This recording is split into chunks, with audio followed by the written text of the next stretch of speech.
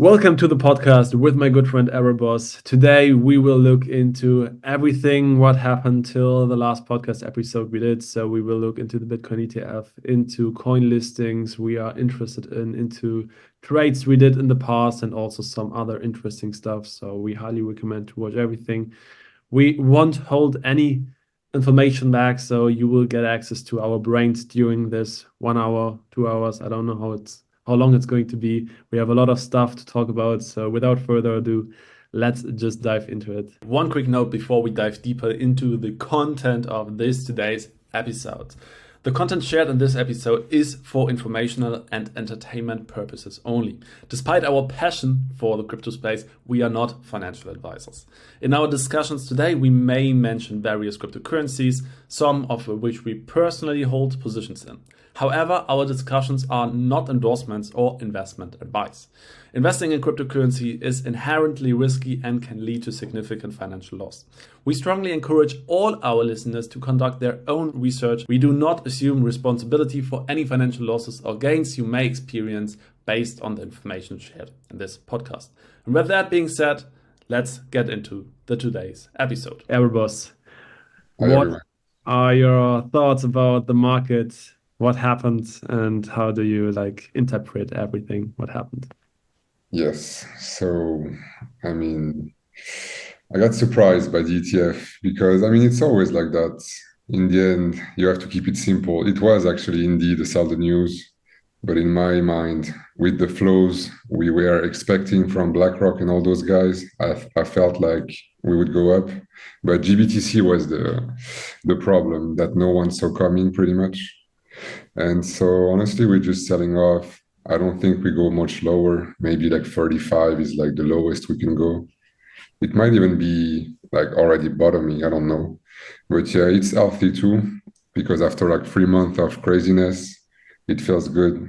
The market needed a bit of like chill time. And so that's it. Honestly, of course, it's a bit painful. Your hours spot bags are down quite a lot.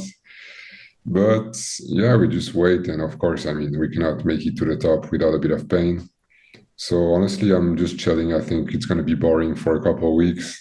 And then we go back to regular up only program. What else? Yeah, honestly, that's about it. What about you? Tell me. Yeah, I'm also thinking the same. Like we go into a mini bear market inside of the bull market. And like what I find interesting is that we go back to this narrative-based trading during these times, all the craziness which is happening around restaking and also around like modular blockchains and stuff like this. Like it's very interesting. Like normally we see this stuff like all these airdrop farming and so on. All this stuff we usually see like during bear markets, but nowadays everything is also happening like during a bull market, but inside of like a mini bear market inside of the bull market. So yeah, but it's easier, I think. Like for me, I don't know how you feel about it. Like for me, I think it's easier to like make profits during this phase of the bull cycle because you like we will dive into that later on, but like every new coin which comes onto the market is like, yeah, okay, do they have enough do they have a big following? Are people interested in the coin? Is it to some point like inside of the narrative of modular blockchains, for example, and then it's just like a simple buy shortly after it launched and then you just hold it for 2x. Like from my perspective, it's quite chill. Of course, like the spot backs are down a lot, not a lot, but still down. But next to it, like the narrative trading gets quite easy. I don't know what you think You're about it. right. Yeah, of course. That's actually the strategy I had last cycle towards the end of the bull. You can just, as you said, new hot coin, you buy 2 to 3x, next one. You can do that a lot. And I've been doing it like we shared some stuff like Jito, Ondo, all of those. It's pretty easy, it's true. So yeah, anything that's new, you buy it in a year, it's much higher. Yeah. Something that's good, of course. But it's true. It's not bad, honestly. You can make still a lot of money. It's just sometimes you get caught by a nasty week. But Yeah. yeah, honestly, it's true. It's quite easy if you know what you're doing, and you look at the right stuff. I'm also looking a lot at like modular, and we can talk about like the things we're excited about. Yeah. But yeah, I totally agree on that. Yeah, so I think of course, like the Bitcoin ETF, everyone was thinking like a lot of money flows into crypto right away. But I have to be honest, like if everyone believes something is happening, and this is true all the time, like every time when a lot of people agree on one thing, the market does the exact opposite. Like everyone was thinking, okay, the Bitcoin ETF comes, and now Bitcoin goes crazy, like everything will go crazy.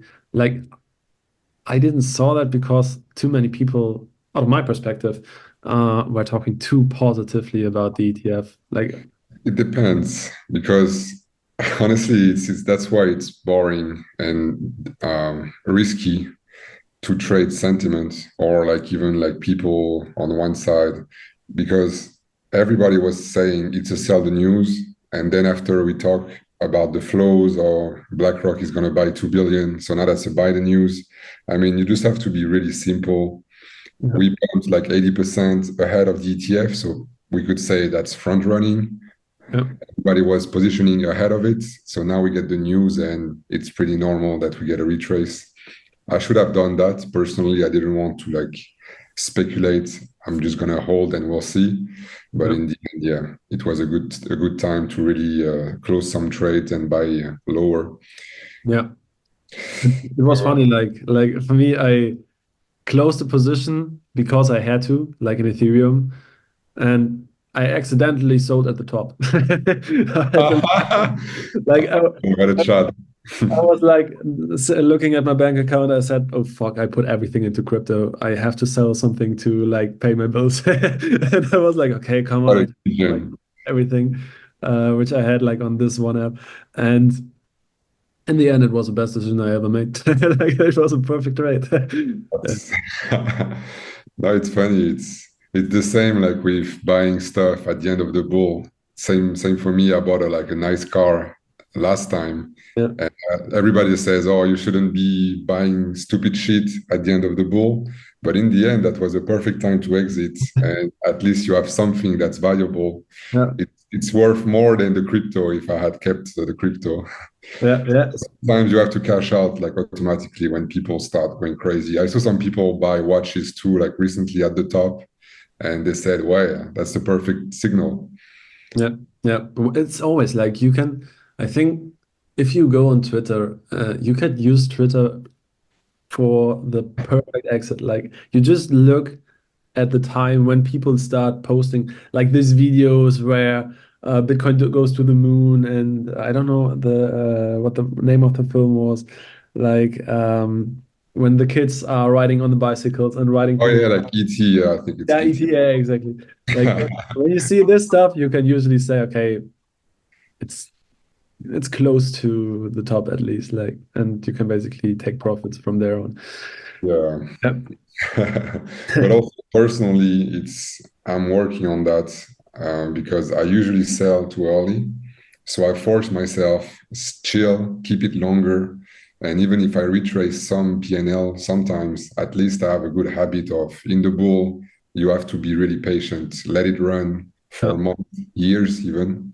So that's also a thing. Like if you flip flop, you buy, you sell a week later. I mean, you're gonna underperform people that are more patient and like diamond hands. Yeah. Of course, you have to sell at some point, but during the bull, like you have to juice all the extra upside. Yeah. I think like you have to make a decision before you invest. Like, is it a short-term trade or is it a long-term back? Like we will talk Exactly. about that like later on when we talk about our trades. But for example, also with the G2 back in the days, it was for me an easy 2x, and I said it's a 2x. After that, sell, and I basically never looked at G2 again from that point Oh on. yeah, It's Gito a good was sucked project. in Yeah. But too. I have other spot backs where these are my long-term positions. I bought them and I knew, okay, I will hold them long-term because I believe in the project. But there are some projects where I just like trade a certain setup, even if I'm not a trader, like some things are just too easy to ignore. And then I basically buy and sell, and then I say, okay, this is short term back. Maybe in the future it would be better to hold G2 long term, but I think with the Yeah, potion. for sure, for sure. You should have a time frame. Yeah, yeah, yeah. And then I have like one more concept, Let's which I go. find really interesting, especially when we talk about the narrative of restaking, because I think we both kind of think it's going to be a big Ponzi scheme. I don't know about you. Oh, for sure, yeah. Yeah, Some people say it's gonna be the next Luna. Like yeah, yeah. Luna. Yeah, I there think. might be a big event like that, yeah, because they're gonna restake, like build on top of each other, and if one blows up, a hack or something, it could go bad. But I Yeah, mean, it's not too negative. But yeah. yeah, I think the same. Like I think in rest, I compared a bit to Ohm and time, because like of the crazy APIs, where you will be able to generate these kinds of APIs, not as high as Ohm and time back in the days, but I think it's going to be e- either similar to Luna, as you said, like or to these Ohm and time Ponzi yeah, schemes. because it's a war on yield. Of course, people are gonna push higher and higher yields with like native token rewards, and then it gets crazy fast. Yeah, and I listened to one podcast of Empire. Like they said like, oh, they ask a very good question, and it was like, who owns the underlying Ethereum? Like the question gets bigger and bigger the more people try to create an additional yield for this staked Ethereum on Eigenlayer, and then these Ethereum got staked again and again and again and again. Like I think, yeah, the question remains like who gets or who owns the Ethereum at the end, and there is so much smart contract risk associated to it. Like when you just think about the amount of hacks that are happening, like with just one smart contract in between, like there are so many hacks out there. Like today, I don't know if you saw like Swarm Markets. It's a real world asset play, low cap, got hacked, and a lot of people lost money with it. And Yeah, this is just one single smart contract. And then there are, like, when you look at restaking, there are so many smart contracts in between. And yeah, mm, and you too. yeah, and new, and also like everyone wants to get a cut of the restaking narrative now, and every founder pushes out a project. And I know that because like I talked to one guy who's an auditor, I think a few months ago, and what he said is like all these founders want to push out a project now really, really fast to get like a pole position. And what they say to the auditors is go through the code, you have 3 weeks, something like that. And Oh God. yeah, and they don't have enough time to check the whole code. So basically, you get an audit, but just for like 60% of the code. And even that code is, or this check code is not even like, they don't take like, this is where you have to look into the audits. Not every potential security breach gets fixed afterwards. So this is why the smart contract risk is really high with these kinds of projects. And audits, like I forgot the name of the firm, but there is one like meme. Every company they've audited has been hacked. Actually, I got hit by one of them. So fuck that specific firm. I forgot the name, but whatever. So yeah, in the end, I'm glad I'm not really active on chain because it's a mess. Like the rugs, the drama, everything is too much. I'm on exchanges. Wow. Yeah, a lot of shit is happening, and it will get more. Like crypto gets bigger, and also the eyes of hackers onto crypto are getting bigger, so or more. So yeah, a lot of hackers will focus on crypto during the bull market, and I see it like in my groups, like so many beginners, they think they are smart and use like certain apps, but then, like for example, I had one guy where I thought like he has a good or he has a decent knowledge like about like how to analyze cryptocurrencies and so on. He also had this kind of sense for good cryptocurrencies. And then one day he wrote me and said he got hacked.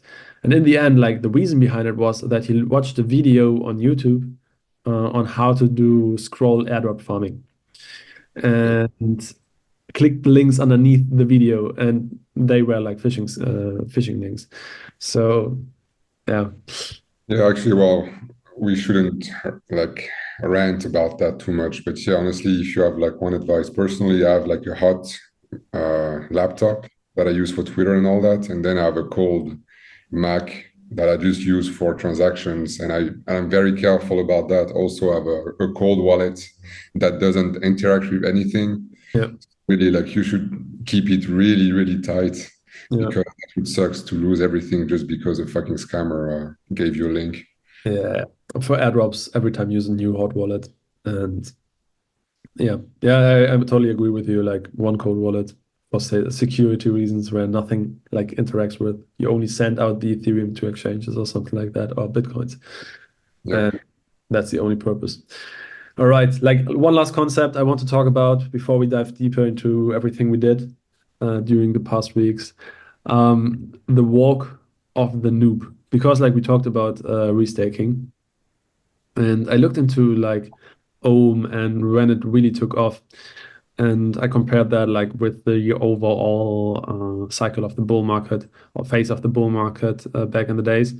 And like people on Instagram who are currently sending me coin names are still interested in XRP and Shiba Inu. Mhm. And I always think to myself, like, why do they buy them? But in the end, they don't know anything else at the moment.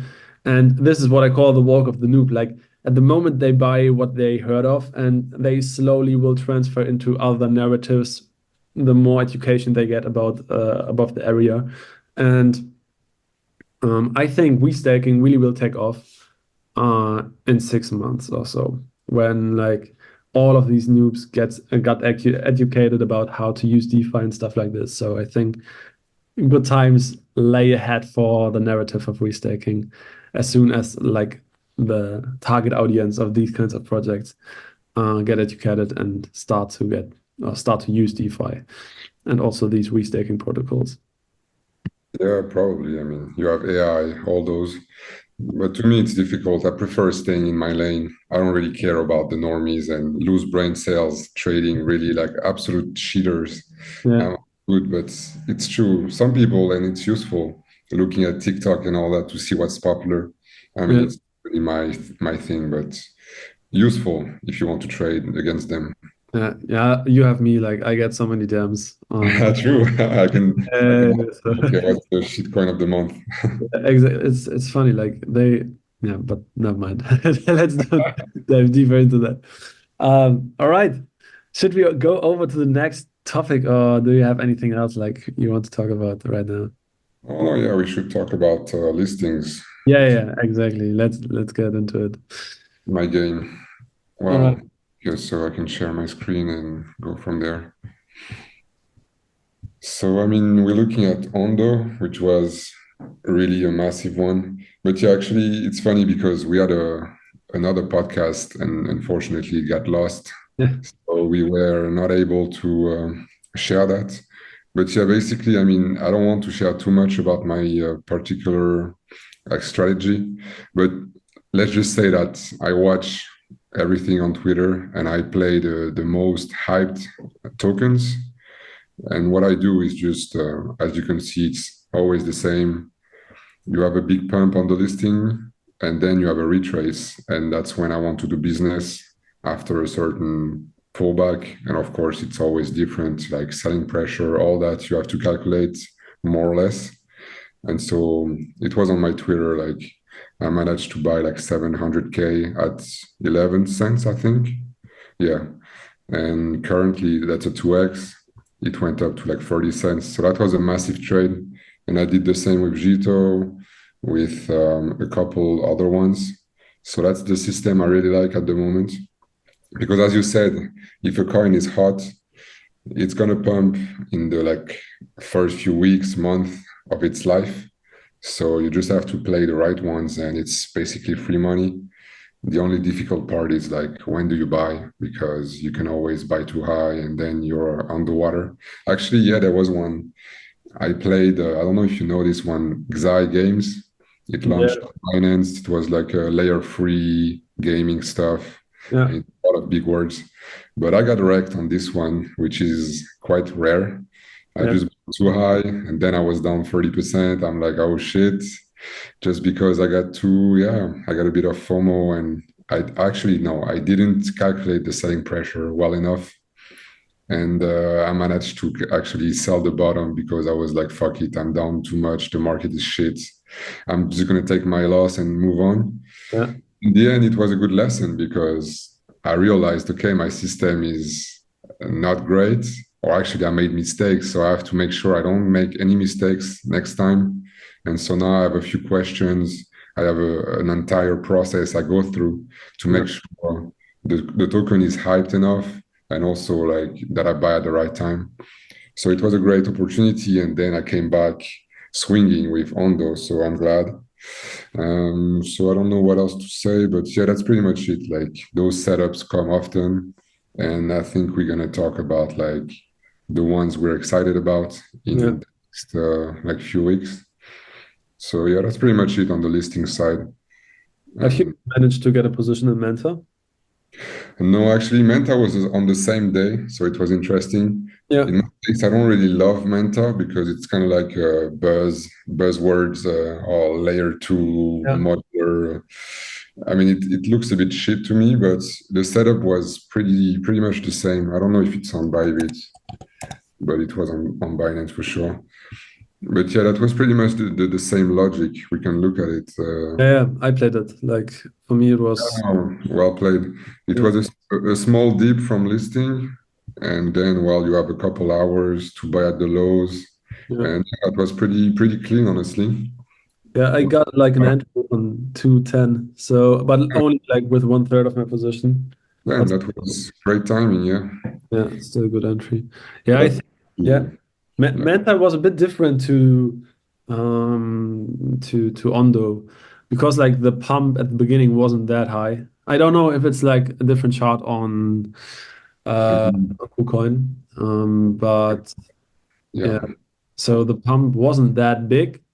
So it was like just like the dump after the pump was just like how much was Yeah, it? I think it was 30%. I looked at it. Yeah, okay. And So that was just because there was like a small airdrop. There was really no one to sell. So that's the result. yeah, the thing was like the airdrop wasn't working. So you didn't Oh, have all the sell pressure right at the beginning. So like we also talked about like some entries we were looking at, like also at $2 and a bit underneath that. But in our group, right? And I think did I talk with you about it or with Jack? I don't know. no. Um yeah, never mind, fuck it.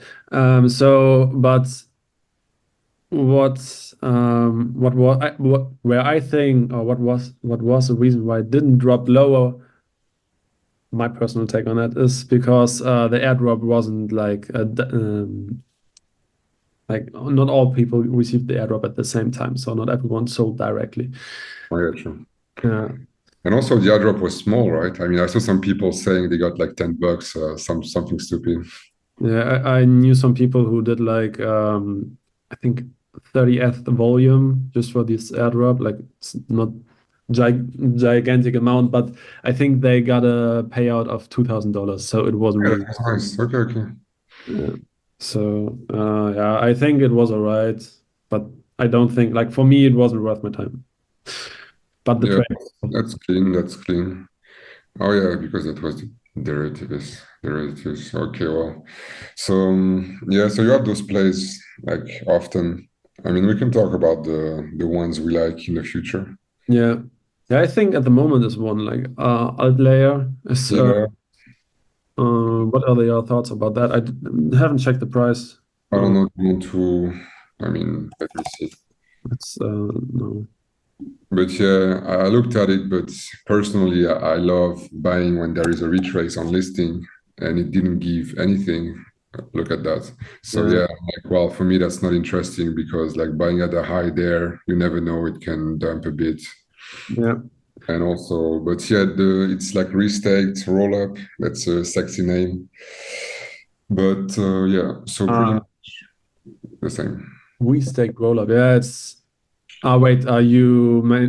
You think there's a listing with a project called We Stake Rollup No, or? no, no, no. That's like Uh, the concept of alt layer. I mean, yeah. I was thinking like, okay, this is strange. No, okay. Yeah, I think personally they have great backers like Yeah, Polychain, Polychain, I love them. yeah, and Jump as well.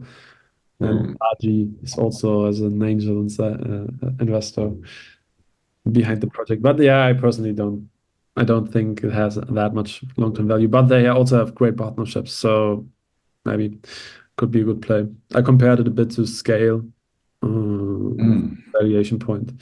It's a bit, it's different, but I mean, still in the same league. It's a builder for roll-ups, and Scale is a builder for layer ones. So I said somehow the valuations could be similar in the future, and I think the upside potential here is not that high for alt layer.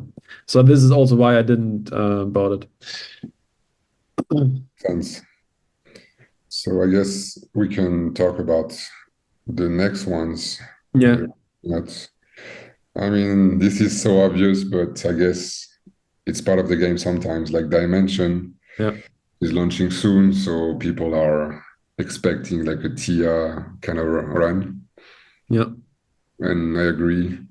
So hopefully we get like a clean listing price action to get involved. Then there is Mavia, which is not really popular. I mean, people in gaming know about it. It's like a mobile game. I think it's similar to Clash of Clans. And it's listing on, I mean, it's backed by Binance. So I hope they're going to get the listing soon. And it's supposed to be early February. So I'm interested in that too. And then you have a couple like big ones like Startnet, which is another play. And well, yeah, that's pretty much it, like in the near term. But of course, we're gonna get new ones like pretty soon to get that same like listing trade.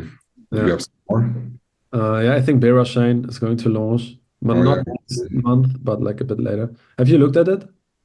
yeah. I mean, I know. Yeah, Yeah, I think I personally, yeah. I don't know. I mean, it's like a Cosmos, like proof of liquidity. I mean, it's a lot of like big brain stuff. But personally, I like more like the brand. It's kind of like funny, and they have a cult, which we could talk about later. yeah, They have a big community of like believers, so that's a good sign. yeah. Uh, I don't know a lot about it, but just that it's gonna be really, really chilled. Yeah, I will look like do you look into the tokenomics? Like they also have like an own stable coin which is over collateralized, and you Mm, have a governance token and a token for this proof of liquidity thing.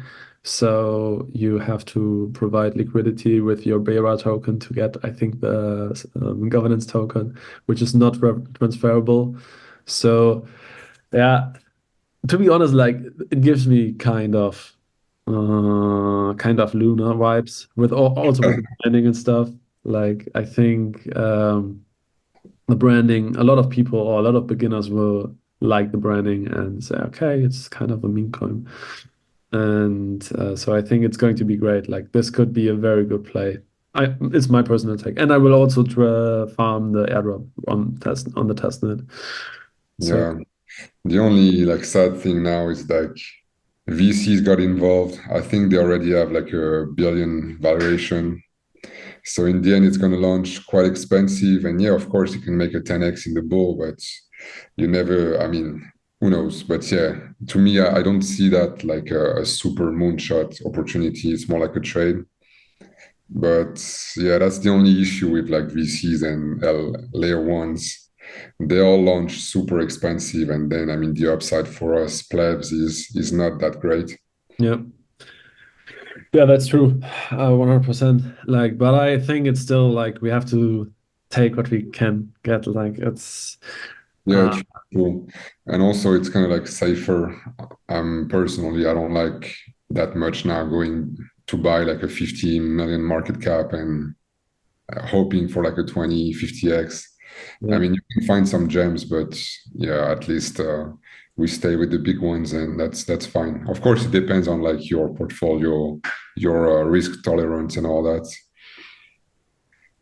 yeah. For me personally, I have to say, like, what I like to look at is maybe you can stop the recording, so I don't know if anyone can see me. I mean, Uh, can you, if you want, you can screen share. I don't know. No, no, we and just so we see my our names pop up when we talk, because I don't know if people see our faces in the recording afterwards. Yeah, we need some. Uh, all right. So yeah, that's also my thinking. But I think, as you said, like when your risk profile goes in the right direction, I think base is still such an interesting layer two, and not much is going on over there. Like there's like Intent X, like the one we talked about, like I think a few months ago. Yeah, it's a good play. I like it. Yeah, and then you have like Prime is also on, Parallel is Yeah, also payable on base, and some other small projects. But there's like what I miss and what I'm looking out for on base is something which will attract a lot of users, and I highly I think that it's going to happen in the future. Um, One big player which either moves from one of the big chains to base, like we saw back in the days with Dopex to Arbitrum. yes. Um, Something like this is going to happen in the future, or they will launch something native directly on base. One of the two things is going to happen. And this is what I'm looking out for. And I want to be early in this because I think this is going to be huge in the future. Yeah, agreed. The only problem with base is like they are very regulated. So it's gonna take, I think, some time before they have everything in place, and hopefully they have a token and Yeah. everything. It's gonna take a lot of time to build. But I agree. I mean, Coinbase behind it, it's just gonna push like millions of users towards Yeah. it. Yeah. Apparently, they have plans to really push it. So I'm excited too. I mean, we have Toshi, both of us, I guess. No. Yeah, I got it as Yeah, well. so that's the meme. That one is great. I think it's gonna pump like crazy. Oh well, with retail, but it's true. Like memes are also another game. Like it's not something I play a lot, but when you see like Bonk and Whiff and all those, if you know what you're doing, you can catch some nasty pumps. Uh, Yeah. I'm inside of a group like who are just doing like shitcoin trading. hmm, And all they do is like they trade meme coins all day long. Like I never saw something like it, and they are all like rich as fuck. They are so fucking rich. And what they do is like they look at coins which just got created, like whether smart contract got created like a few hours ago, yeah, and they only look at the name of the project and say, okay, and or the logo maybe as well, and say, okay, this is something I gonna put money in, and this is not, and they only trade like micro caps, man. Like they have market caps. They go into into coins with a market cap of 220K. damn. You have to be really like specialized because I guess they get rugged like 10 times a day, and once a Yeah, month they eat like a big one. yeah, But yeah, it's another game, and some people are really good at it. yeah, and it's crazy. Like you can make, but it's like I think this is the highest risk area you can possibly go into, like in crypto, trading You meme coins which just got launched. Well, there is a safer like Ansem talks about that. Like in the end, it's nice if you have like more money and you don't want to be too risky. You Yeah, can wait for a meme to take off like a few million. You add that with like Bitcoin, the like so Sonic Obama Inu. Like you can see it's already gaining traction, and then you can wait for a dip and take it from I don't know like 5 to 50 million. You have those kind of like plays. yeah, I think it's not a bad idea because yeah, it's when they start getting really popular, then you can get involved because in the end those guys are really like peak DJs. yeah. They pick it up when it's brand new and there is a high risk that it goes to zero or it gets rugged. But respect to those guys, they are like true ones. They are the true warriors in crypto. Uh, Yeah. But I think also like you only need like one huge moonshot and then you're set for life with these kinds of trades. Like when you get to you just imagine like you bought paper like at 1 million market cap or Shiba Inu. Like it's just yes. it's crazy. Yeah, but yeah, then you only have to invest $1,000. But I think you also need like this kind of backing. Like if you have $100,000 just laying around, then you can do this strategy. But otherwise, it's kind of hard. I mean, yeah, you have to master that because I'm sure a lot of people tried that technique and they ended up buying all shit coins and they just lost everything. So, Yeah. yes.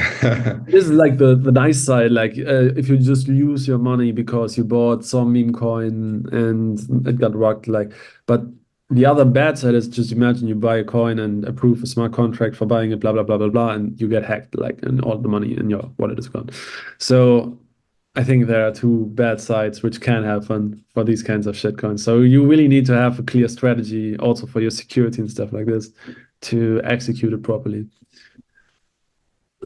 That's so true. And of course, you shouldn't be all in memes. Like Yeah.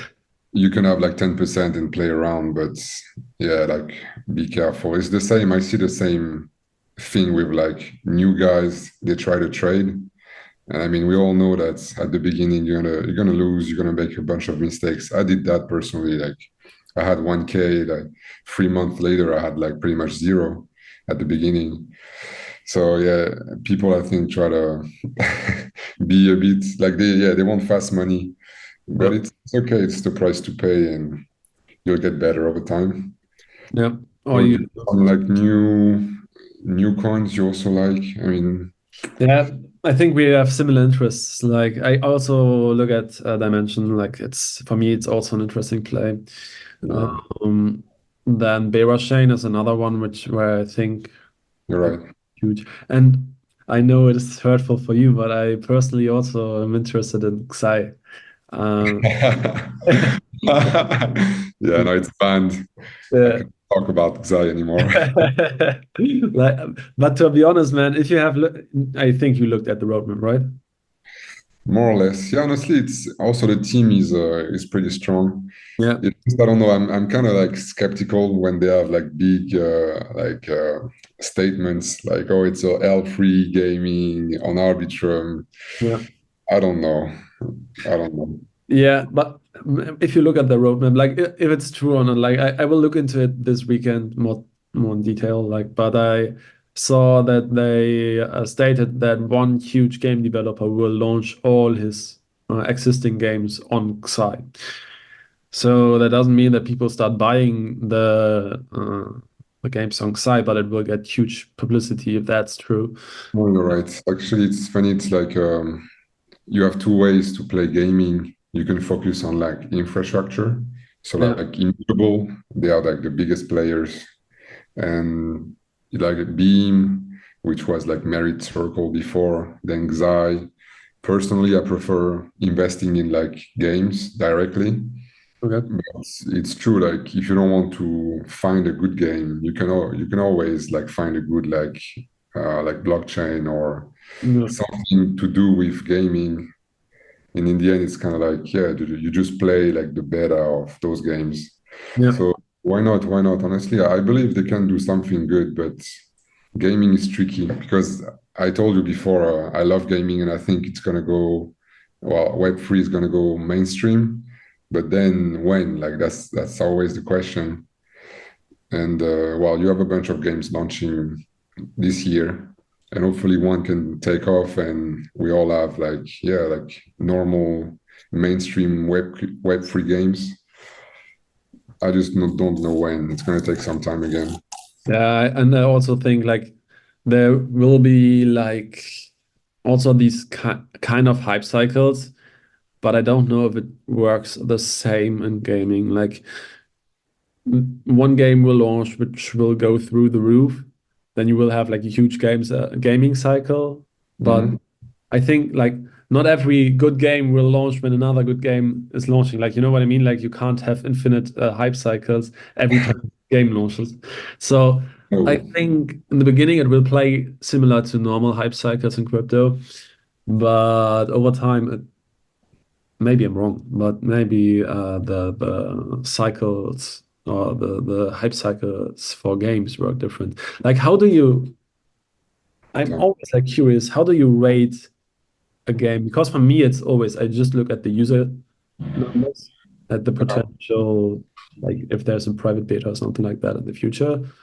I got that from you from because we talked about Prime back in the days. yeah. And then I also just look at the game and try to understand if it's fun for me and assume that other people find it fun as well. But this is a very subjective like way to write a game. Like, how do you do that? That's true. Well, in my case, of course, it's all about users because it's kind of like the same thing with TVL we had last cycle with DeFi. It's the best metric we have for like activity or like Yeah. success. So a lot of players is a good sign. And of course, you also have some a bit of a flywheel with the tokens. So if you have a lot of players, if they need the token, they're gonna buy it, and then people speculate, oh, if we have 10 times more users, then the demand goes through the roof. So, but personally, yeah, I just want to see a good looking game with a strong community. And then if it's a bit like tokenomics are good. In the case of Mavia, for example, I know people love the game. It's like a mobile game. Mm. I don't know exactly about tokenomics and all that, but there is some hype. So it's true that it's good enough for a trade. And yeah, you said like it's true. A game, I don't know if it's a normal game, like mainstream or Web3, but it looks like they have like 6 months of life pretty much, and then they die off like normal games. So that's pretty short. So of course you cannot like marry them. But I don't know. Maybe you can like study Axie, and Infinity Yeah. to have, like some sort of a playbook. And I think it's just about users, honestly. Yeah. Users, yeah, yeah, I think that's true. I think also what I haven't seen till now, like, is a real community around the project, around the gaming project. Like, just compare it like to Minecraft or to League of Legends. Like, there's or Dota 2 or whatever. Like, there are so many, or here Counter-Strike and so on. Like, there are games which are going to, which are played for years. Um, and these games only survive because people start producing content around the game, and people from the outside like to look at the content. So it's whoa. Sorry. No I worries. actually, okay, like a bit of an alpha leak. Yeah. I So didn't mention it, but I have one game I really love, which is coming soon. Like the token is launching. yeah, It's My Pet Polygon, and it's basically rabbits with like kind of like a Fortnite with rabbits, yeah, and they have a cult. And you look at the gameplay; it looks super fun. And I don't know, I like it a lot just because the way it looks, the community, etc. It's yeah, just I would love to play it actually. And you see how it goes. It's pretty cool. yeah, Oh, yeah, they have a token. Also, it's gonna be called Carrot. So that's another like good meme. yeah. And I'm just sold on it. I know it's gonna do well just because it's like a meme and the gameplay is fun. So that's pretty much what you look for, like something that's gonna create some hype around like the gameplay. And also someone mentioned like a streamer. That kind of game, it's really easy to make appealing like shorts on TikTok and all that. Imagine like you do like a sniper clip with your skateboard on that fucking rabbit. I mean, that clip is Yeah. gonna be viral. So that's also an aspect. And personally, everything is right about this game. So I'm gonna buy that soon. Carrot.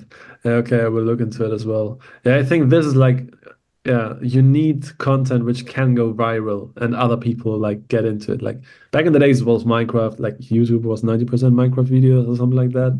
And no, this game could be interesting. Yeah, that's true. And then that's interesting. And I will look into it.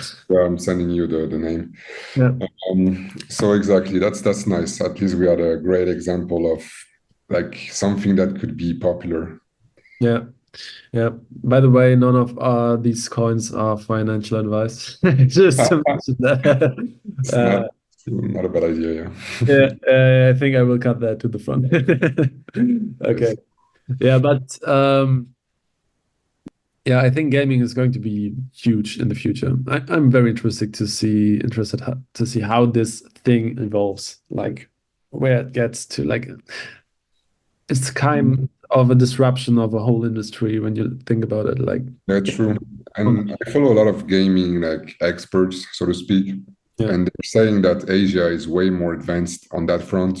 apparently the studios there are really interested in crypto, already building with it. And in the US, Europe, they kind of like a bit like scared. They don't want to go deep into the Ponzi's because, well, for their image and all that. But it Yeah. seems like maybe actually it's going to take off in Asia first because they understand the value. They also see it's a nice distribution channel. We have a huge community. People spend money in crypto. So if you make a cool looking game, it's a real great way to launch it Yeah. through the Web3 community. And so we'll see what evolves. But I guess, yeah, Asia is really the way to push it to mainstream. I think general like gaming, Asia is always on the front. Like I Oh, mean, yeah. Tenet is also from Asia. Like there are so many big gaming studios out of Asia, which I think Fortnite isn't Fortnite also from an Asian. I have no idea. I think so, but I'm not 100% sure. I could be wrong on that. But yeah, so I totally agree with you on that tag. If Asia is bullish, the Western companies should be bullish as well. Exactly. Yeah. All right. So we have Dimension launching. We have Mavia. Mavia was the name? Yeah, Mafia is the name. Yeah. Yeah, Mavia launching. We what is Beira Chain is launching, I think, in 2 months. Uh, So, maybe there are some other like I think everything which is launching around the TR ecosystem will be interesting. yeah, pretty much. Of course, like modular, people love it, and I'm also like it's the meme of the cycle, like modular AI gaming and all that. Yeah, Restaking, of course. yeah. I think like how long is a narrative like staying alive? I think it will stay alive for another like 2 to 3 months, maybe, and after that, I it will. mean, like just all of those. Like I don't know because I think it's kind of like the theme of the cycle. Kind of like back then, last cycle it was DeFi. Yeah, Time is modular AI. Like it's a bit more advanced. You have a few of them actually. It's not like just DeFi like last time. Well, I mean, we had gaming too, but it was really like the main thing DeFi back then. yeah, Everybody was farming those yeah. Ponzi. Yeah, I think parallel blockchains or parallel layer ones. Oh yeah, yeah, true. Well, Monad say I have some say, of course, because it's a nice proxy for Monad. yeah, I think this will be also quite huge because it's on the Ethereum blockchain. You have tons of liquidity already, or also tons of devs who can create projects on it. So I think it's going to be interesting as well. Yeah. All True. right. Should we go on to the next topic we have wrote down? Like we talked about our recent trades. Do you want to add anything to that? No, no, no. Honestly, in my case, it was just listings and then waiting for the market to come back. Yeah. And then we had upcoming projects. Now we will talk about another interesting topic. Yes. Something I prepared like for my course, and I was trying to analyze to create a way to analyze communities. And what I found is like there's a difference between a cult and a community. And community is the healthy thing, and cults are the not so healthy thing. I mean, depending. Yeah, yeah, it depends More like more on. bullish, but yes, I understand what you mean. I'm also like more bullish on cults, but you have to be like I think cults also can go in the other direction. Like if anything is not adding up. I worked for a project like I forgot the name. In the last bull market. Oh yeah. They held back information for so long and everyone was going crazy and insane till one point like I said at one point I don't want to work here anymore because I don't know how the tokenomics are going to look like and the token launches next week and so on, and I write content around it. So for me it was a decision like cults are good to one point, but you can't like you have to find a point where you say, okay, I give out information and I start to be transparent because cults usually are not that transparent in the way how they work and everything. But yeah, I will get into that. Like so, Okay, let's hear it. okay, there are a few characteristics I want to see in a good cult. First of all, we want to have a charismatic leader, and I will share my screen 1 second. because I will show this on Monads. But yeah, it's nice to analyze. Like in my case, I was part of the Chainlink cult, so I Yeah, know exactly what you mean. And then you can look at like lunatics and all of those. I don't know, uh, a few more like a real well, Berachain could be a cult. Honestly, I think they already have a strong community like that. yeah, I think Bearish, and I haven't analyzed their community yet, but The Monad cult is the craziest one. Actually, I don't understand. Like they're so good at it. Everybody is just so bullish on it, which is actually not great. yeah. It's a bit too mainstream now. But yeah, let's go. I'm gonna. Yeah, I saw the one guy who called himself like cult leader, and I was like, okay, damn, this guy knows how to do marketing, but he wasn't actually the person who stands in front of it. So first of all, we need a charismatic leader. In this case, it's James. I think this guy here, correct. So there are a few personalities a leader can have. Like I won't go into each and every one of them, but for example, James is a leader like Vitalik. You can basically compare him to Vitalik because Vitalik understands kind of the memes in crypto. Or he understands the memes of crypto, but he's like a tech head. So everything he does is completely focused on technology, and James is a similar leader. So James is a tech head, and like there are some memes around him. He posts a lot of stuff. He posts stuff like this. Like he is someone people can connect to. And this is like the first important criteria a cult needs. Also, good communities need a good leader, but basically, we want to see some kind of leader figure. And this could be a technical guy who is just nice and everyone likes him. Or you want to see someone who's like, Marketing guy more like yeah. yeah, Do Kwon, for example.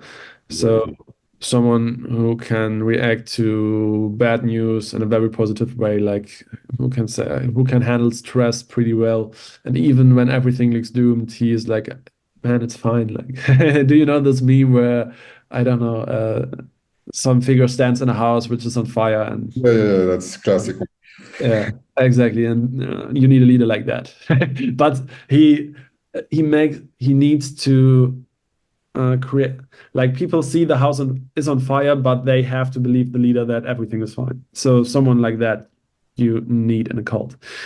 Then you need some kind of ideology. So the people in Monad, this could like mm, people can either like believe in the technology. Like for example, when you look at Cardano, the cult of Cardano basically evolves around the thinking that Cardano is a more secure chain than Ethereum, and that is why Cardano is the only way to go long term. And they have this thinking in their mind, like this is the path forward. Everything will be on Cardano at one point in the future, My God. and Mental illness. Like like it's like the stick they are holding on to while like floating to the to yeah, it's okay. also interesting. A lot of people talked about that, where like actually launching mainnet is kind of bearish. You want people to have like expectations, like hopes, like it's coming soon. It's Yeah, kind of people waiting for a better future, like it's coming. Kind of like when it's there, then you can criticize. You know how it goes. Like it's easy to make a lot of empty promises, but then when you have actual like proof or an actual product, then you can judge what's going on. yeah, But but Cardano, I don't know how it's still going. Like to me, it's a mystery. So yeah, yeah, please I, continue. yeah, I think, and that leads basically to the next point, and that's isolation. And basically want to create us versus them situation, like you also kind of had with Solana and Ethereum. So the Solana dev said, Ethereum is bullshit and everything. Like you create this mentality that the technology or the cult you're currently in is the best thing you there is, and everything else is just bullshit, and all they say is just nonsense, and they don't understand what you're talking about. Like, you know what I mean? Like, you don't understand what I'm talking about. Solana's better, uh, or Cardano's the best thing out there. And then you write like a base comment on it, like, yeah, of course, no Cardano protocol gets hacked because nothing is built upon Cardano. And then the person says, that's a typical way how people write when I say something like that. So you can fuck yourself. Like, basically, that's the reaction of them. So very defensive. And it's like you try to tell sibling, your smaller sibling, to do something and they don't listen to you. So this is the next part. And then some way of control and manipulation Hmm. that could either, so most of the time this happens in discords. So this could either like be something like, okay, you have to write 1 GM every morning inside of the discord in this channel, or like, there were other crazy stuff happened like in the last bull market where people need to pray to I was there. yeah, exactly. So you need to write, pray, and believe in the God of whatever. So if you haven't done this, you get kicked out of the server. So something like that. So control and manipulation in some way or another. And in the end, um, what I also see happening, like, it's not true for Monad, I think, because, but we don't know yet because we don't see the token distribution. But basically, some kind of exploits from the team and the VCs onto from the people who are inside of the group. This could be either like, me personal, I think an exploit, or you can exploit a human in a few ways. One exploit is that you basically steal money from them, and they believe it's a good thing that they invest into whatever. Or you say, okay, you can get access to a special list, and you can be on a special list for this project, but you have to post a very uh, a very detailed thread on Monat and share it with your community, and do this every week. Otherwise, you get kicked out of the group, or something like that. Or create a meme to get inside. So you basically exploit people for their audience, and this is also Yeah, a that's typical thing. And we see that, like, Yeah, Monad, actually, the most interesting part, I think, is just how they built a strong group of like believers. And as you said, yeah, I don't know exactly, but they have a Discord and you can level up in there. And they yeah, also make another private group. And yeah, so then you end up with like hundreds of like diehard fans, and they'll do anything to get in, to stay in. There is yeah, a sense of brotherhood too. Like it's kind of like my purple brothers of Monad, and they yeah, talk exactly. shit, they have fun. And Yeah, as I was part of like the Chainlink Marines, and yeah, it was kind of special. We would just tweet some bullshit meme post about Chainlink going to 1,000. Like it was just madness, and it was really fun. And you felt like yeah, belonging to a group of DJs. It was really fun. So there is like some social psychological influences there, and they did it perfectly. Honestly, Monad is like a prime example of building a cult. yeah. I have to say, like, I only saw one other project which did it as well as Monad did it, and that was Butterfly.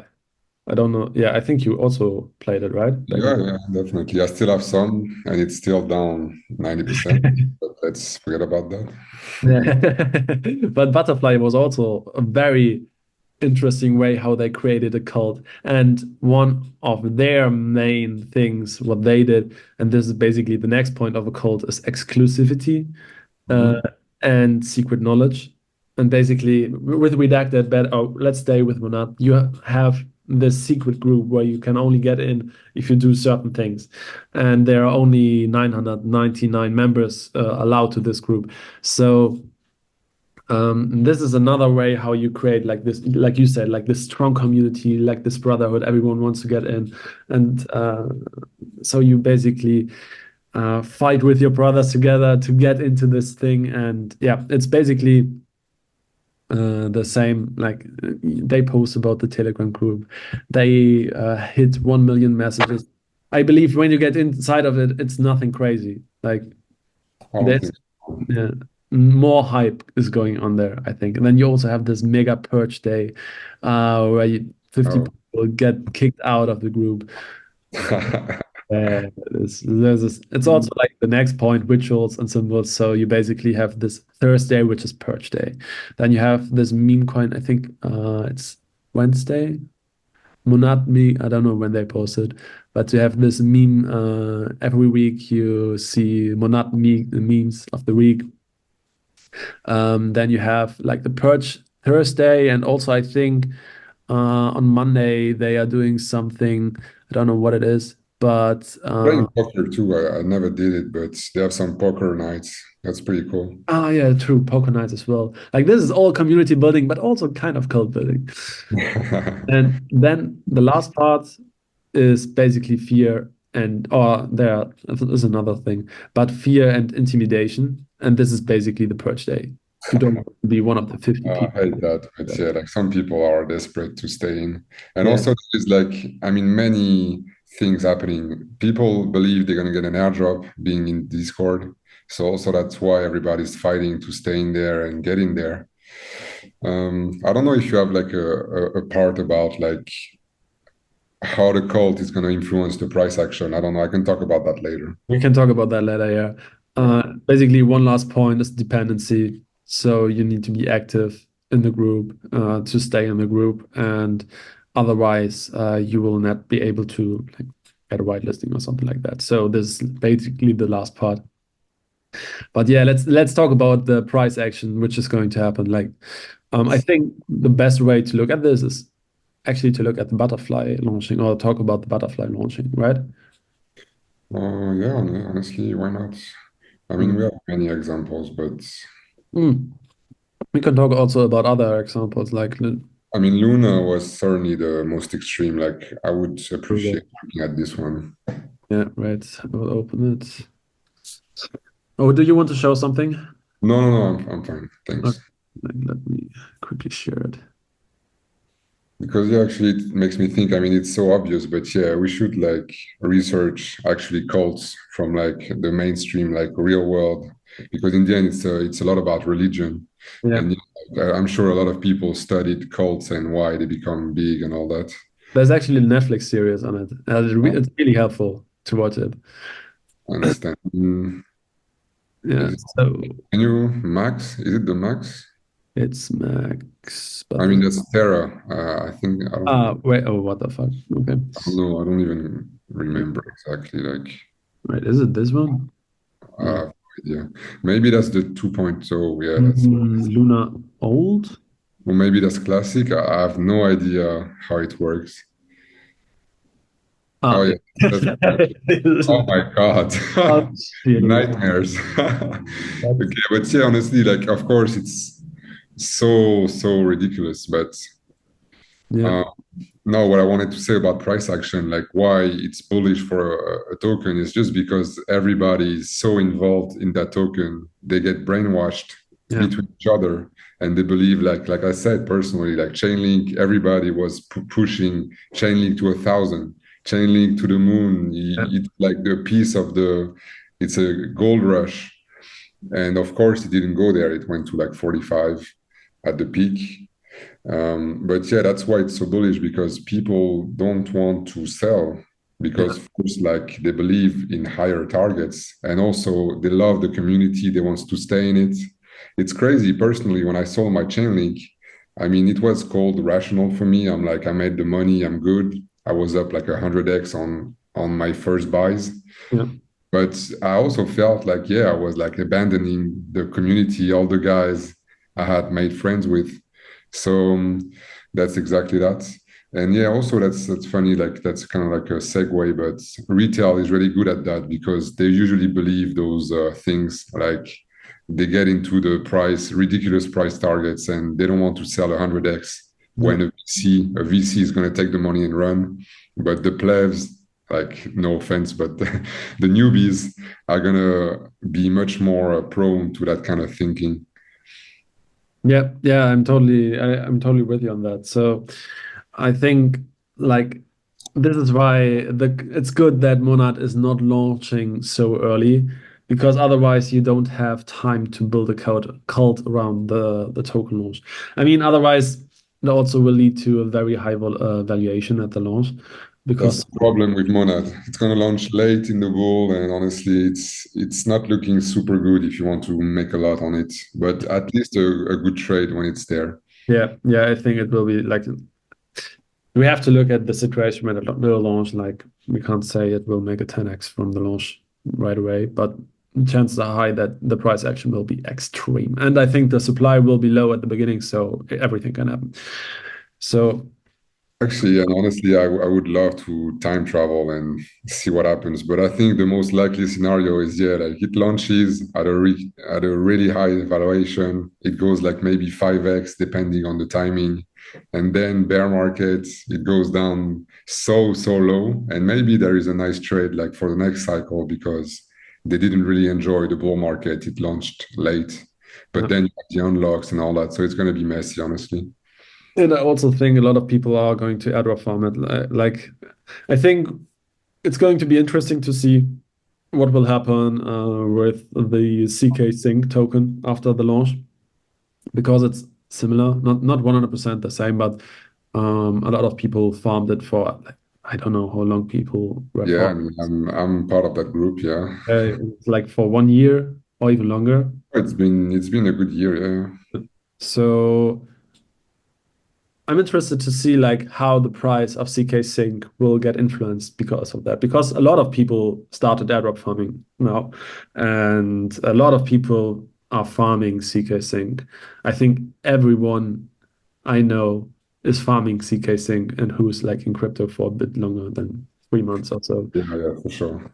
So I think it will be similar with Monad. So I think the launch of CK Sync and also maybe Starknet and also maybe Layer Zero will tell a lot about how the launch is going to be with Monad because like I will also airdrop farm Monad. There I don't this is a bit of alpha. I think not many a lot of people know it already. Like if you stake Pith, you are very likely to receive the Monad airdrop or What?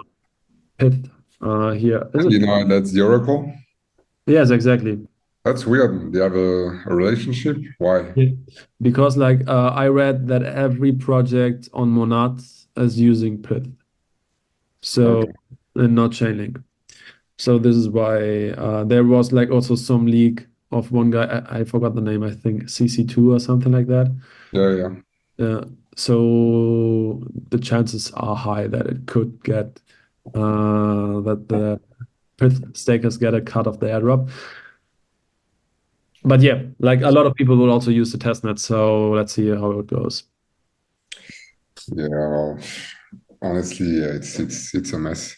But the Yeah, thing makes sense, honestly. yeah.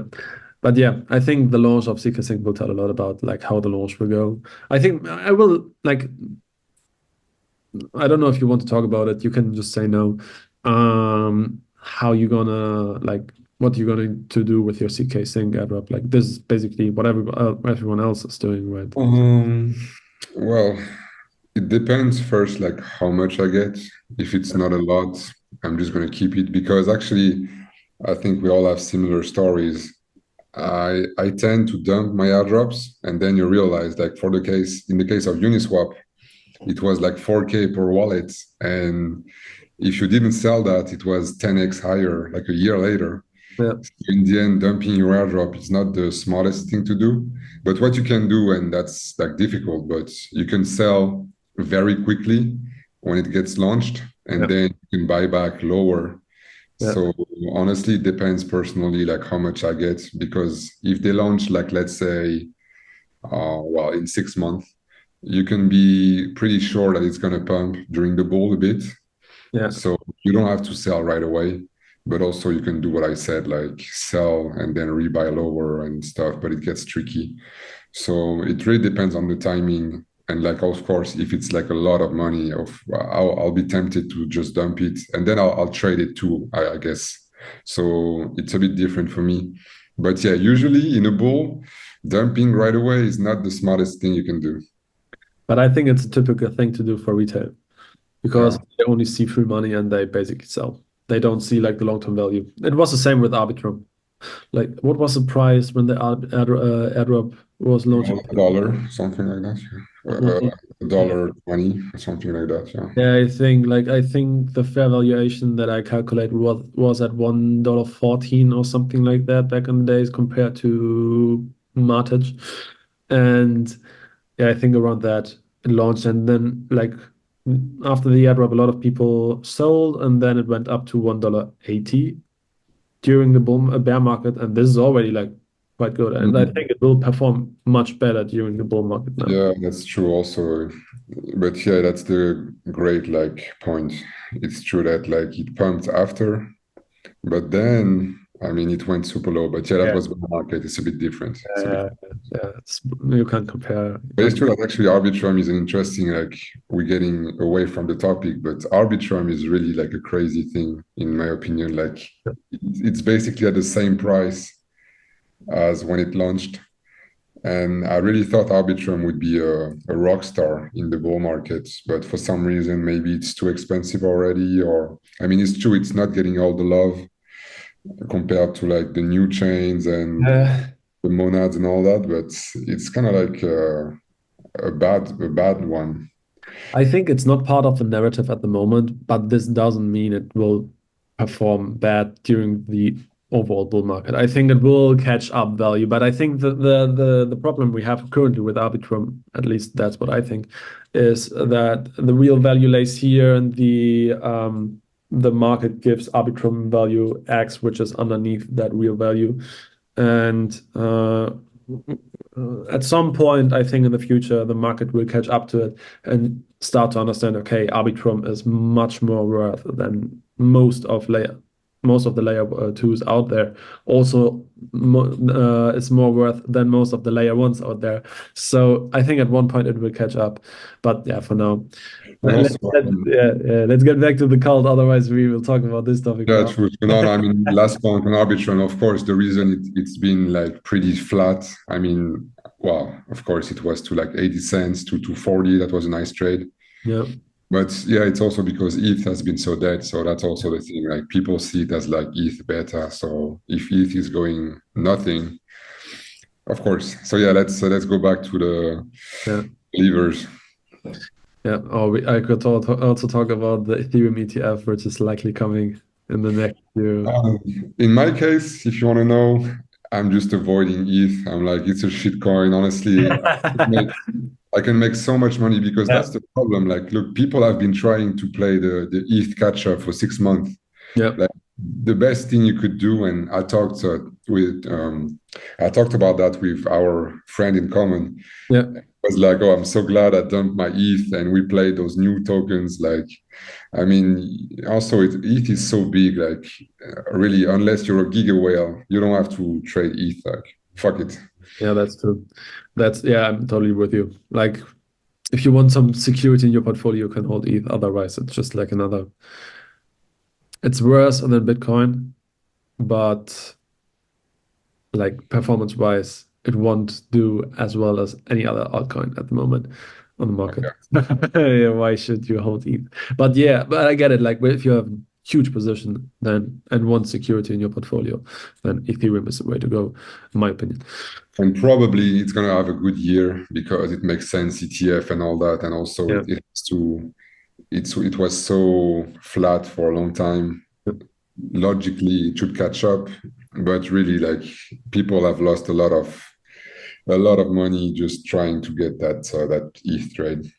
I think as soon as people start to forget Ethereum, Ethereum will go up. Like it's always like if the majority of the market turns away from Ethereum, it will do crazy things like when the ETF is. Yeah, that's true. That's Yeah, the cycle, classic cycle. yeah, But I mean, yeah, let's yeah. continue. All right. So let's get back to that cold and how a cold influences the price of a currency. So I think personally, a cult is very good in a bull market to drive up the price till a certain point.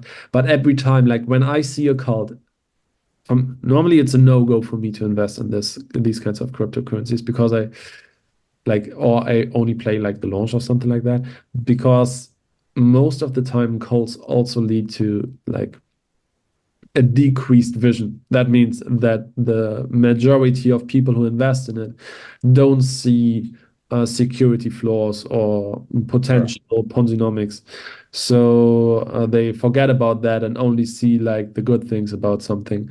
And in crypto, you can't only see the good thing. You also have to understand what the risks are associated with the project. Mhm. And this is why I think calls are, if you are early in a project which shows clear signs of a cold and of a strong cold, then and you are early to it, then it's good. Then I would create a huge position in it and hold it till a certain point, but also have clear exits. Otherwise, you will end up with nothing, like you see here with Luna. Mhm. My God. To Yeah. take it. And it's true, it's funny. You're right, like it's all about timing Yeah, for everything.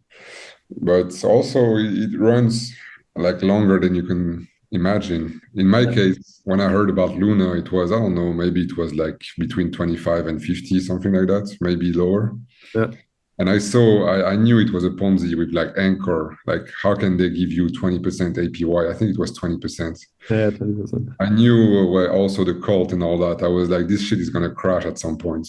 But then it went on to like pull a few multiples. So in the end, it's kind of like the Soros quote, like you add fuel to the fire and then you leave before it explodes. Yeah.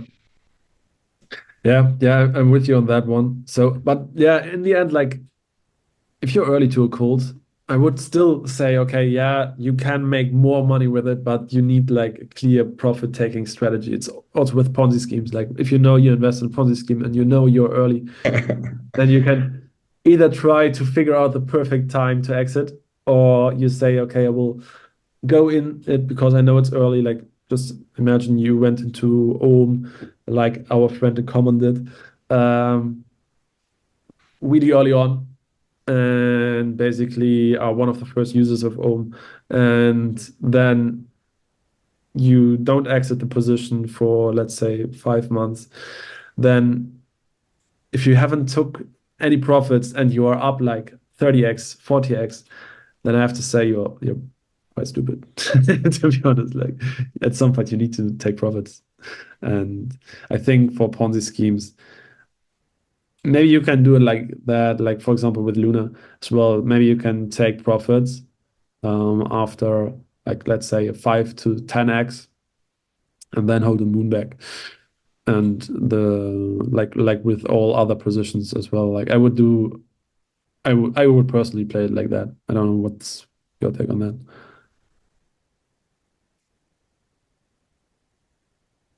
I think you are But muted. I was muted. Do you mean exit strategy or like have a clear plan? Yeah, for Ponzi scheme. I mean, it's a risky business. Yeah, of course. It's a highly risky business. But yeah, honestly, it's always the same. And to be fair, it's nice as you get more experienced, you see the game differently. Yeah.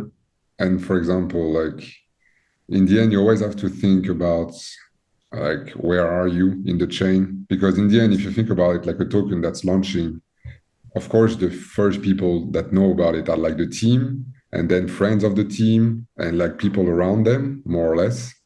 And then if they are funding, it's the VCs. Then you have like friends of the VCs or like smart money. And Yeah. then it gets public. So it's like early adopters and like then it gets to mainstream YouTube, TikTok.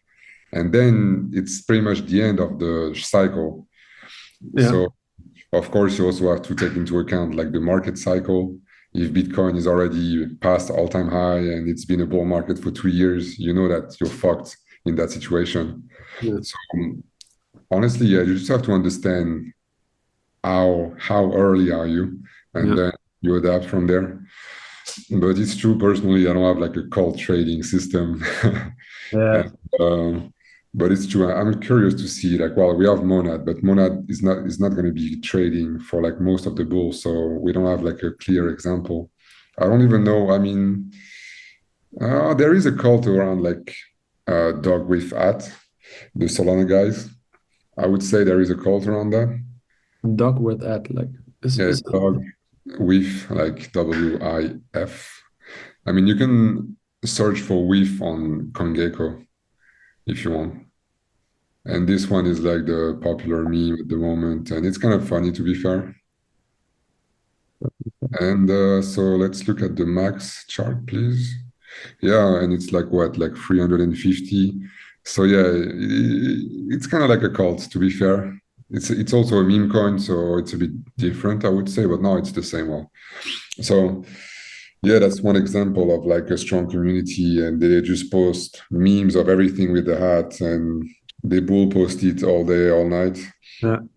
And well, based on the market cycle, you can be sure that it's going to go to like a few billion market cap at some point, I think. Yeah. Like let's look at the Twitter of them. Yeah, okay, I always see like okay, all right. But yeah, it's funny, man. Like this market, man. We just trade like pictures of dogs. Yeah, again, like we have we haven't learned out of the last bull market, man. We are still doing the same stupid shit. No, actually, I'm bullish on cats now.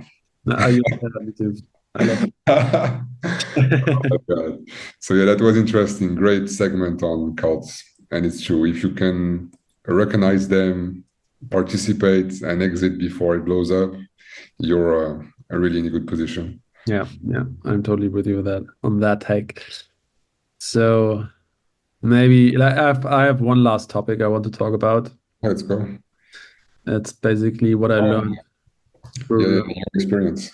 Yeah, so I work currently at a project. I don't will name the name the project, but basically, um, I'm part of the marketing team there, and what I see is crazy. Like I know how many people are paid on Twitter, but when you see names Hmm. of guys, like I won't tell like any name right now because I don't want to Oh, yeah, like tell me. I'm curious, like who's in there? I will tell you in private, but I don't want to talk about the names right here. But normally you think like, okay, damn, this guy is like totally real, and he will not post anything around the project, like just to hype it up. Um, and you see him on a list, like then you say, and then you think to yourself, like, holy shit, like even him, like even he is talking about uh he's like basically a paid influencer for some kind of projects. I mean, they still approve for which projects they are doing the marketing for. But still, it's like it's hard to see. And also, what I also saw is how high the listing prices are for Binance and all the other exchanges. Oh yeah, actually, I'm curious about that. Like, I guess you have to pay to be listed on Binance. I mean, sometimes they do it naturally, but you pay like 1 million or something. Yeah, for Binance, it's a bit less, like somewhere, but it always depends a bit on the project and the community around it. So, for example, if you create a lot of volume on Binance, you create a lot of fees, so the listing prices will generally be a bit lower. But overall, the listing prices will vary between 600 to 800K, sometimes a bit. Damn. Also depends on the cycle. Mhm. And then the prices go down to like, for example, there's like one exchange which is called Deepcoin. Then there you only pay like I think 50,000. So it goes down to 15,000. But the more publicity an exchange has, the higher the expenses for that. And KuCoin, I saw everything like for KuCoin, for example, you pay I think 450K. That's expensive. So yeah, and They list anything though. They list anything. So I guess it's like less filtering. Yeah, exactly. And different exchanges have different projects they approve. This is also something I found interesting. Like, for example, Binance and Kraken are doing like quite good due diligence. Kraken more than Binance. So you basically can say if they list a token, then they fulfill certain criteria and are quite good and are at a stand or point in their project development where they say, okay, we can launch this token now. But also like meme coins and everything, like they all get paid, they all have to pay this amount of money to the exchange. Like is always one group who pays for the launching of the token. And I found that really interesting. And then you also have to provide initial liquidity. You can also pay them in your tokens. So they get basically a cut of your token supply. So I found that also very interesting and good to know because like Oh yeah. nobody really talks about that. Like I mean, I, it was a topic last cycle. Everybody knew you can pay to get a listing and all that, but it's true. It's actually quite cheap because when you think about it, like Binance, it's the best exchange. Like even now, I'm thinking there, like I could definitely like find a coin that's pretty good. We pull some money together, we get it listed, we front run the announcement. I mean, you can do some crazy stuff around that. yeah, and I think a lot of projects are doing this, to be honest. Like, Oh. yeah. So I don't want to like say any names, but I think a lot of projects are doing it, But especially it's with, nice. huh? It's so nice. Sorry to cut you. Like I've worked a bit, like not as much as you, but behind the scenes, and it's amazing to have like a different view. You talk with the team, you see a bit like the conversations, Yeah. and I mean, of course, it's just business, but you see some wild stuff. Yeah. Yeah, man, I don't want to talk about everything, but um people often think that the people behind the projects are like holy people, like they only have good things in mind. But Very few are like that, honestly. Maybe just Vitalik. Vitalik is the only honest soul in this market. maybe I mean, there are still like people out there who want to earn money through crypto projects, but still want to create a good project, like something which really creates value. But Yeah. like I heard from so many founders who were just like, and you have to have this thinking, like you need to have this thinking you want to earn money with crypto. Otherwise, you're just like someone, yeah, you are not the right fit for crypto, I would say, and you are not the right fit to be a founder. Uh, Yeah. because I also met a few founders who were not like that, and their projects basically never got like going. So the tokenomics were shit. Everything around the project was shit. It was a Yeah. nice vision, but the project itself basically never got to life and is still in this early stage. I have one project in mind where it was like that. And like you Mhm. need to have this cold mentality founder who wants to earn money, but then you need someone who still wants to earn money with something uh, where he's honest about, like, or he Yeah, wants yeah. Positive. yeah, exactly. He wants to create a good project and not just something which will take out the money off the pockets of their investors. And this is really hard. People underestimate this when they analyze projects for their long-term success. And yeah, this is why you really need to understand like how to analyze a team. Like I saw crazy shit go. My God, you'll have some good stories. Yeah, But it's interesting. It's true. It makes me think about like the influencer game. I don't know. Let's say like in fitness, you have guys with like millions of followers, and yet their advice or their programs, they're just like milking people, and they're not the best. And then you have that little guy who's like an expert. He's honest, everything, but he has like 10K followers. And it's just like, of course, it's not the best that rise to the top. It's those who had the best marketing, the best like network, and they made it big, but they're not necessarily the best. And it's true in crypto, you have a lot of that, like a good team, they want to really change the world, but then they don't know how to have a cult and how to push their token in like everybody's hand. you Um, need both. Yeah. It's true. Honestly, I'm getting more and more interested in that side. Like I told you, I did a little bit of angel investing. Like it was on a small scale, but Yeah. I like that side too. Of like, yeah, in the end, you're an insider, so you know stuff. You back the project like at the early stage, and then it grows or it goes to zero. I had some of that too. Yeah. I mean, there, and what you also see is like the way how founders think, and you get into networks which are like for me, it's always like the real world of crypto, not the dreamy world most people see when they look on crypto from the outside. Like for me, it's kind of exciting to see like what really is going on, which layer ones are really exciting for projects to build on, and which are not, which are just hypes. Like if you are on that side of the curtain, then you basically understand like, okay, nobody is, for example, building on quant because there's no proof of concept. Everyone likes to build on Avalanche. On the subnets of Avalanche, you have proof of concepts over there. So this is a place where founders like to launch their products. Then they also say, okay, Polkadot is dead. So you basically don't build anything on that, or the stuff you build on upon there is way too complicated. And you see the world through, or the crypto world through a different lens.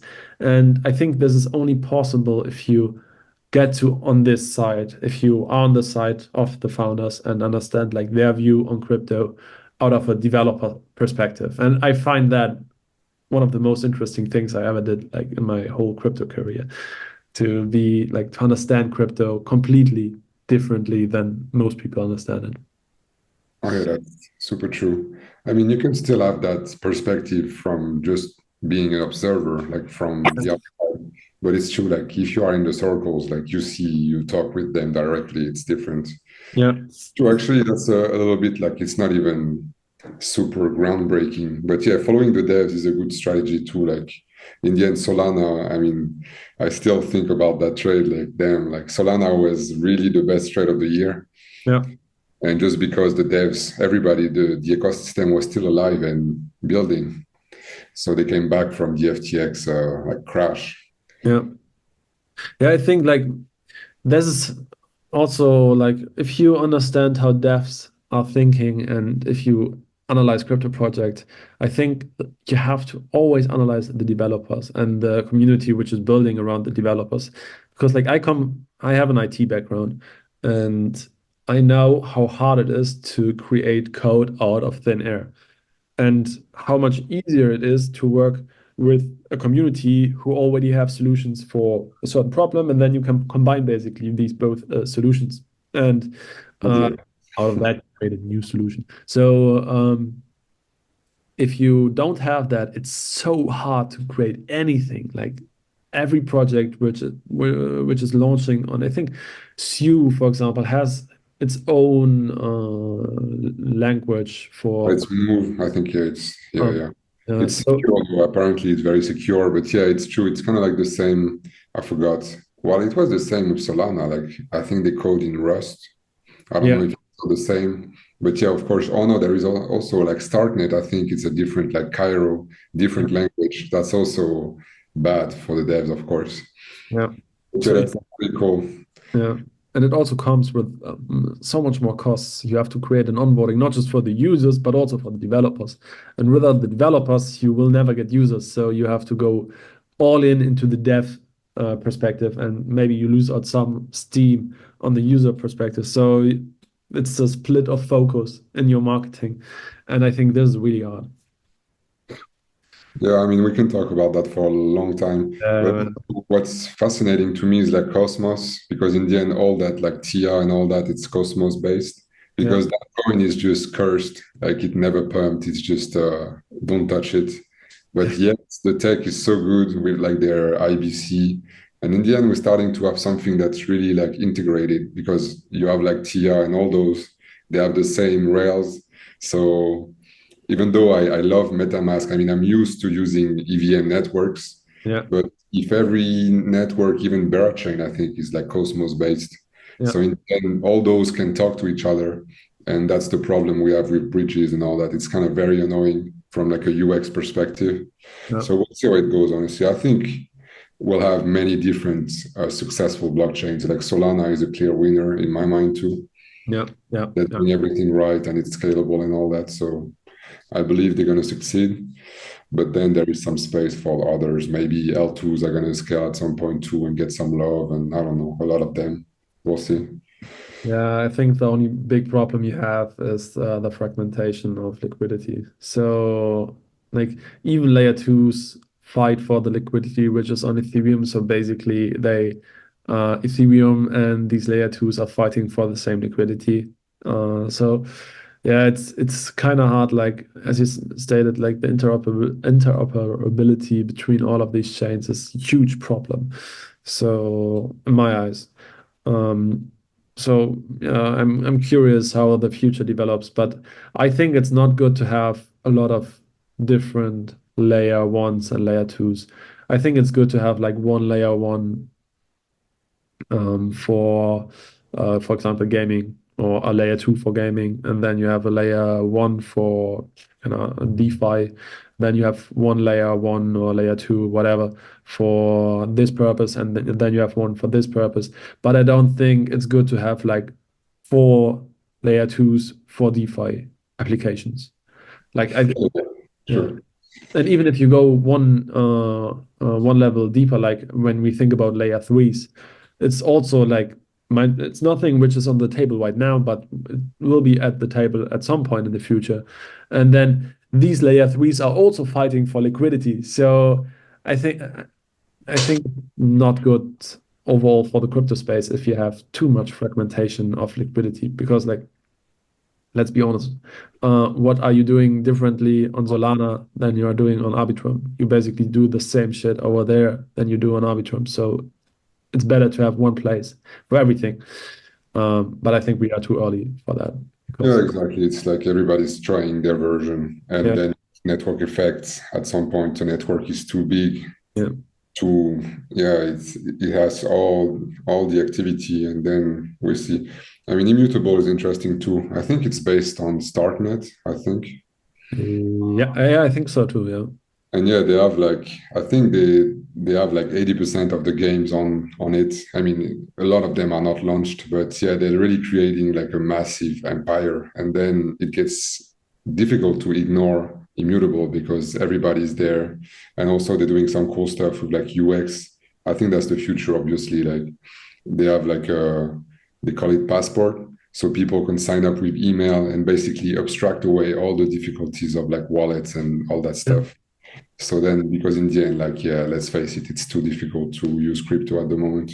yeah, yeah. It's way too difficult, and there are way too many like security flaws to it. Like so many. If you are a beginner, you just look at DeFi and think like, what the fuck am I doing here?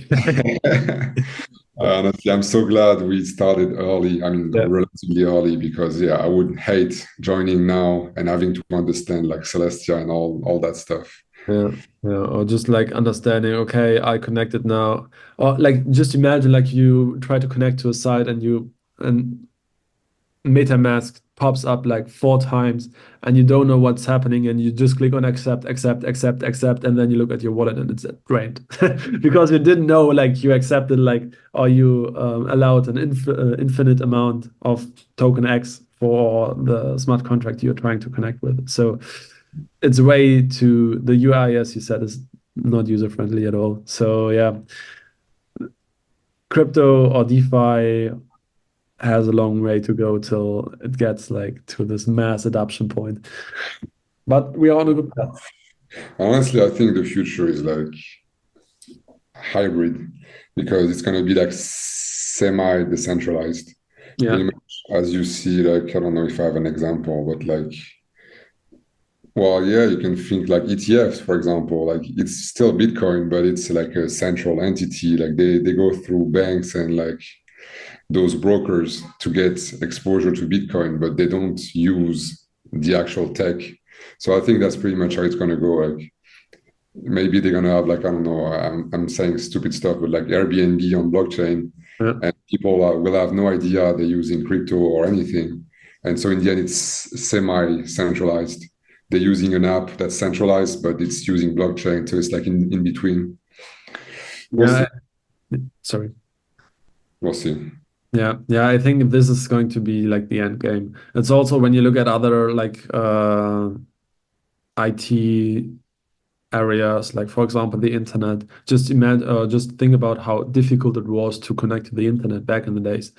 Like you needed a modem, and then you have to do this and that, and do and hope that the web page is loading. Like I'm too young to, I haven't experienced that. I just know it because like my teachers told me about that.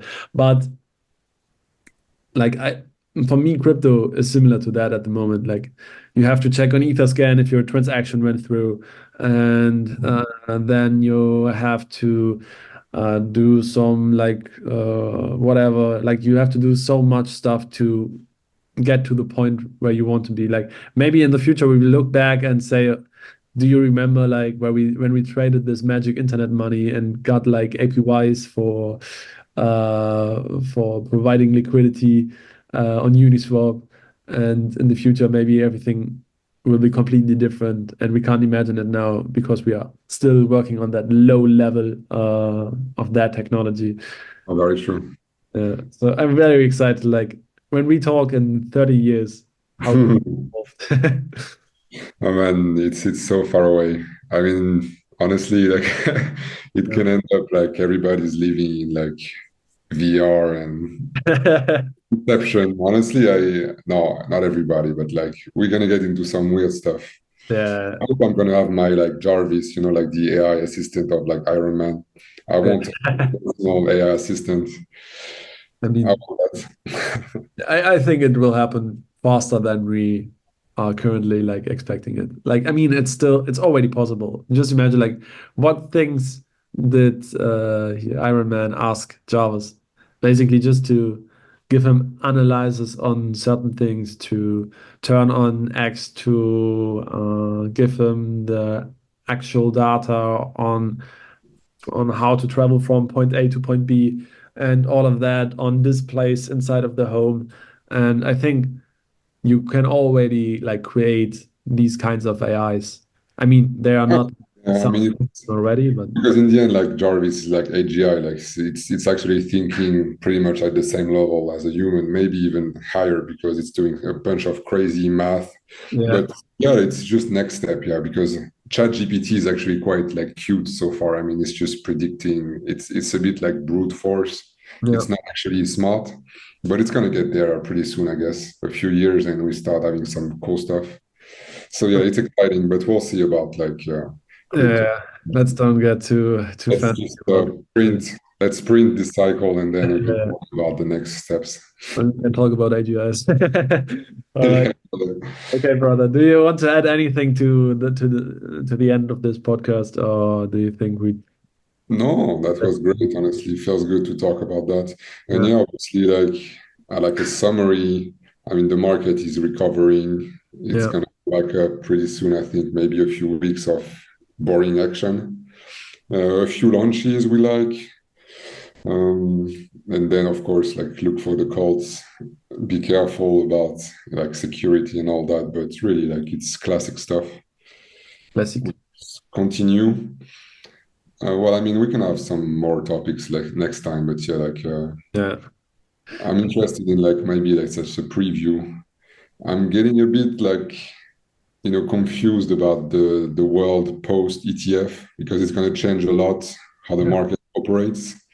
But yeah, we'll see. Honestly, we'll see. It's another topic.